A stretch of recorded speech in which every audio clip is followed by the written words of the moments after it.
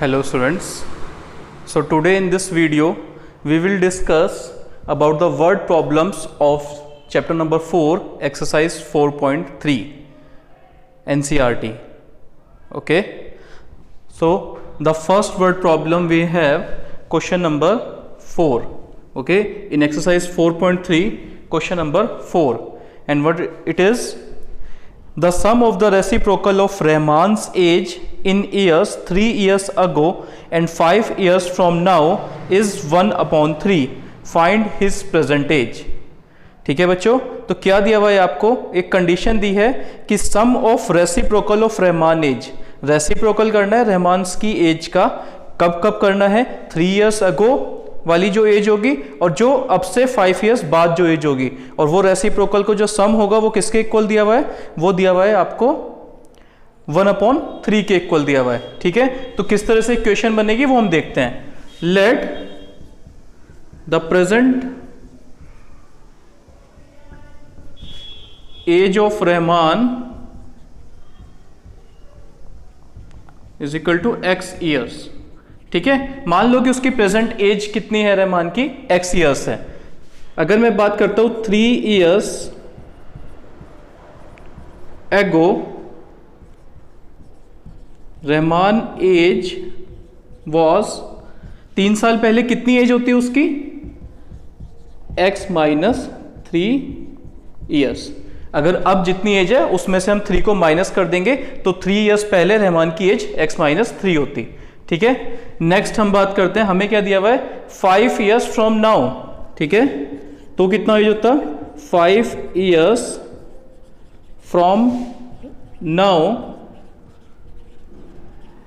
Rahman age will be कितनी होगी बच्चों? अब से 5 साल बाद कितनी होगी? x + 5 years. x + 5 years होगी. अब क्या दिया हुआ है आपको क्वेश्चन में? According to question reciprocal of these ages means 1/x - 3 plus 1/x + 5 it is equal to 1/3. यहां से आप एक क्वाड्रेटिक इक्वेशन फॉर्म करेंगे. कैसे करेंगे? यहां पे हम एलसीएम लेंगे. We will take LCM x - 3 x - 5. इसको सॉल्व करेंगे, कितना आ जाएगा यहाँ पे ऊपर?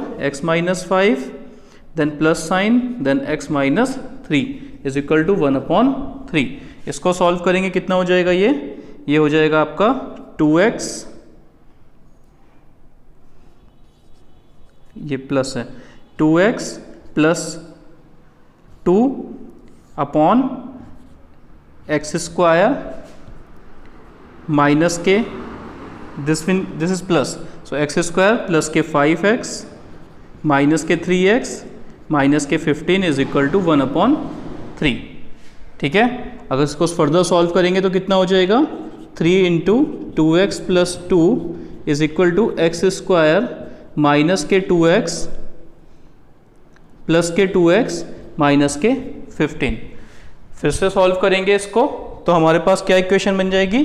6x प्लस के 6 is equal to x² plus के 2x माइनस 15.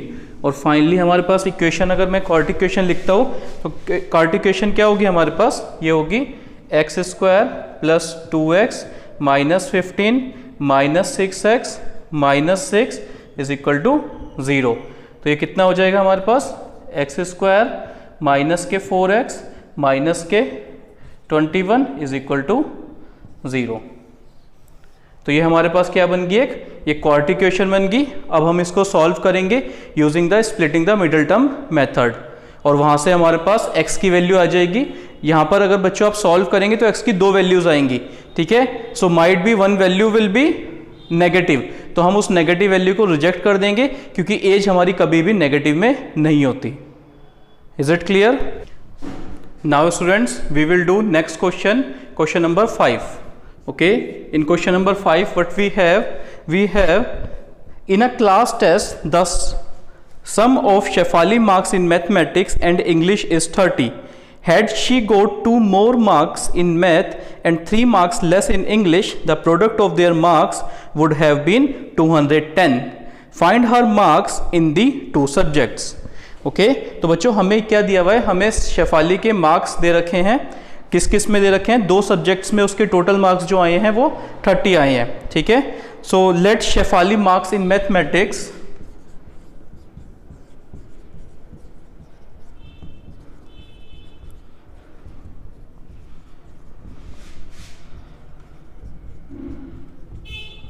ठीक है, मान लो उसके मैथमेटिक्स में x मार्क्स आए और मुझे ये पता है कि 2 सब्जेक्ट्स के मार्क्स का जो सम है वो 30 दिया हुआ है, तो मैं क्या कह सकता हूं कि therefore Shefali marks in English कितने होंगे बच्चों, 30 माइनस x। अब क्या दिया हुआ है उसमें कि अगर शेफाली के मार्क्स अगर उसको 2 मार्क्स मैथ में और मिल जाएं और 3 मार्क्स उसके इंग्लिश में से कट जाएं तो जो प्रोडक्ट है उनका वो कितना आता है, 210। ठीक है, क्या दिया हुआ है कि अकॉर्डिंग टू क्वेश्चन आप क्या लिख सकते हैं कि अगर उसके 2 मार्क्स मैथ में और उसको मिल जाएं, मतलब मैथ के मार्क्स कितने हो जाएंगे उसके x + 2। इसका प्रोडक्ट करना है आपको किसके साथ, अगर हम उसके इंग्लिश में से 3 मार्क्स और कम कर दें तो 30 माइनस x पहले से थे, इसमें से और उसमें से 3 माइनस कर दो तो उसका जो प्रोडक्ट है वो मार्क्स का कितना आ जाएगा, 210। ये हमारे पास इक्वेशन बनेगी। ठीक है, अगर आप इसको सॉल्व करेंगे तो कितना हो जाएगा, x + 2 ये हो जाएगा 27 माइनस x = 210। फर्दर हम इसको सॉल्व करेंगे तो हमारे पास कितना आ जाएगा, 27x माइनस x² प्लस के 54 माइनस के 2x = 210। ठीक है, तो ये कितना हो जाएगा, ये हो जाएगा माइनस के x² माइनस के 20 प्लस के 25x प्लस के 54 माइनस के 210 = 0। ठीक है, हमारे पास ये हो जाएगा। अब आप इसको सब्ट्रैक्ट करेंगे तो हमारे पास ये आ जाएगा बच्चों, माइनस के x² प्लस के 25 माइनस के 156 = 0। 210 में से आप 54 माइनस करेंगे, यू विल गेट माइनस के 156। माइनस साइन कॉमन ले लेंगे, यहाँ आ जाएगा x² माइनस के 25x प्लस के 156 = 0। तो आपके पास जो क्वाड्रेटिक इक्वेशन बनेगी वो आ जाएगी x² माइनस 25x प्लस 156 = 0। तो आपको ये क्वाड्रेटिक इक्वेशन बन गई। अब आपको इसको फर्दर सॉल्व करना है। क्लियर है बच्चों? Now students, we will do next question number 6. Okay, so in question number 6 what we have, the diagonals of a rectangular field is 60 meter more than the shortest side. If the longer side is 30 meter more than the shortest side, find the side of the field. ठीक है, तो ये NCERT में question है, 4.3 का 6 question है। Let suppose हमारे पास एक रेक्टेंगल है और ये इसका एक डायगनल है। Suppose this is A B C D। ठीक है, तो let shortest side be x। मान लो कि शॉर्टेस्ट साइड हमारी रेक्टेंगल की कितनी है बच्चों, x है। उसने कहा है कि शॉर्टेस्ट साइड आपकी जो भी है, जो डायगनल होगा वो 60 मीटर ज़्यादा होगा शॉर्टेस्ट साइड से। तो जो AC है वो डायगनल है, ये कितना दिया हुआ है आपको, x + 60 दिया हुआ है। और उसके बाद जो कह रहे हैं कि लॉन्गर साइड जो है वो 30 मीटर मोर होगी, तो ये कितना दिया हुआ है आपको, x + 30 दिया हुआ है। ठीक है, तो कैसे करेंगे, अगर मैं स्टेटमेंट वाइज लिखना चाहूँ उसको, let the shortest side of rectangle कितनी है, x मीटर। ठीक है, लेट सपोज हमारी साइड कितनी दी हुई है, x metre. Therefore longest side कितनी होगी, लॉन्गेस्ट साइड ऑफ रेक्टेंगल कितनी होगी ये बच्चों, x + 30 मीटर। और डायगनल ऑफ रेक्टेंगल कितना है,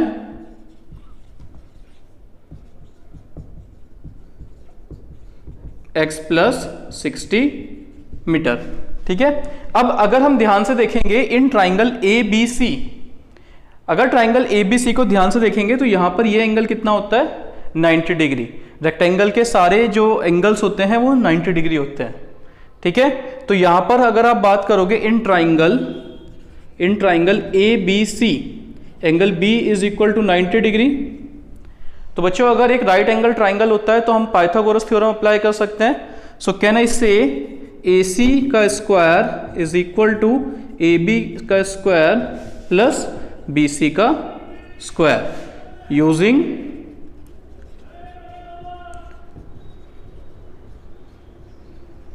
पाइथागोरस थ्योरम। ठीक है बच्चों, हमने पाइथागोरस थ्योरम यूज करी और हमने क्या लिख दिया कि AC का स्क्वायर किसके इक्वल है, AB का स्क्वायर प्लस BC के स्क्वायर के इक्वल है।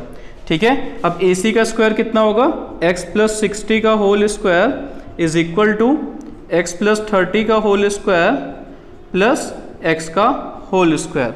ठीक है, सॉल्व करेंगे तो कितना आ जाएगा, x स्क्वायर प्लस 3600 प्लस के 120x is equal to x square plus 900 plus के 60x प्लस x स्क्वायर। क्या किया मैंने यहाँ पे, a प्लस बी के होल स्क्वायर का फॉर्मूला ओपन कर दिया। ठीक है, आप इसको सॉल्व करेंगे तो आप क्या करिए, सारी चीज़ों को राइट साइड में मूव कर दीजिए। ठीक है, तो कैसे होगा ये हो जाएगा हमारा, अगर मैं पहले इसको ऐड करूँ तो ये हो जाएगा 2x स्क्वायर प्लस के 60x प्लस के 900 माइनस के x स्क्वायर। अब मैं इधर वाली टर्म्स लिख रहा हूँ तो माइनस साइन के साथ लिखूंगा, माइनस के 3600 माइनस के 120x इज इक्वल टू 0। कितना हो जाएगा बच्चों, 2x स्क्वायर में से x स्क्वायर माइनस किएंगे तो x स्क्वायर 60x और माइनस 120x कितना आएगा, माइनस के 60x। ठीक है, उसके बाद 3600 में से आप 900 को माइनस करेंगे तो कितना आएगा आपके पास, माइनस के 2700 इज इक्वल टू 0। सो ये हमारे पास क्या है, ये हमारे पास एक क्वाड्रेटिक इक्वेशन है और इस क्वाड्रेटिक इक्वेशन को आप सॉल्व करेंगे और वहां से आपके पास x की वैल्यू आएगी। तो यहाँ पर भी बच्चों वही होगा कि आपकी जो x की वैल्यू है वो पॉजिटिव वैल्यू आएगी। अगर कोई नेगेटिव वैल्यू आती है तो हम उसको रिजेक्ट कर देंगे। ठीक है, यहाँ से आप इसको स्प्लिटिंग द मिडल टर्म से सॉल्व करेंगे। इज इट क्लियर, इक्वेशन पता लगा आपको कैसे मैंने बनाई इसकी। तो ये हमारा था question number 6। Now students, next question we will do question number 7. Okay, in question number 7 we have the difference of square of two numbers is 180. Okay, दो नंबर्स के स्क्वायर का जो डिफरेंस है वो कितना है बच्चों, 180 है। And the square of smaller number is 8 times the larger number. ठीक है, जो छोटे नंबर का स्क्वायर है वो 8 टाइम्स है लार्जर नंबर के। ठीक है, आपको टू नंबर्स फाइंड आउट करने हैं। ठीक है, तो क्या मैं कह सकता हूं, लेट स्मॉलर नंबर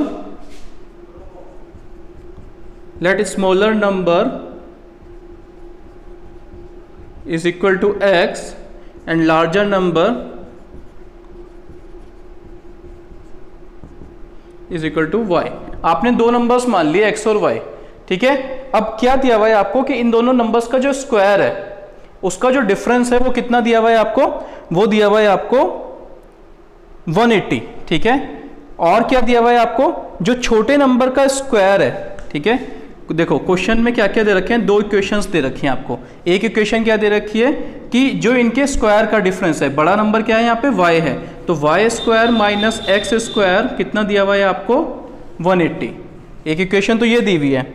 और एक और क्या कहा है इसमें कि जो स्क्वायर ऑफ स्मॉलेस्ट नंबर, मतलब छोटे नंबर का स्क्वायर मतलब x स्क्वायर, ये किसके इक्वल है, ये 8 टाइम्स है बड़े वाले नंबर के, मतलब x स्क्वायर किसके इक्वल है, 8y के इक्वल है।